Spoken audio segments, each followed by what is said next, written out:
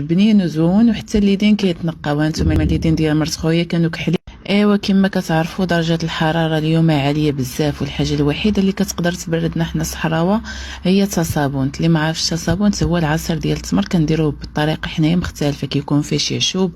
المهم كيكون زوون هذا العصير هذا وكيكون بارد تيحمق، ولكن الطريقه اللي بغينا نديرو بها هي الطريقه التقليديه. صراحه الطريقه هذه شحال هذه ما درنا بها هذا العصير هذا ديال التصابونت. المهم هذه العصير الطريقه التقليديه، كنشدو التمر كنديروه في القصعه بحال ما هكا. هنايا مرت خويا هي اللي كتصايب لينا هذا العصير هذا ديال التصابونت. هانتوما كي كتشوفوا الطريقه هو عصير كيخرج، ودابا ولاو بيضين كيشعلوا بالنقاوه. هانتوما ولد خويا تبارك الله مبقى غير يتخشى في القصعه حتى هو نصدقوا صاربين مع التصابونت هذه. صراحه حتى الاخر جات بنينه كتحمق، وكيف ما كتعرفوا الحاجه اللي كتكون صحراويه كتكون زويونه. هانتوما كي كتشوفوا خصوصا كانت بارده هنايا قبل ما تعقب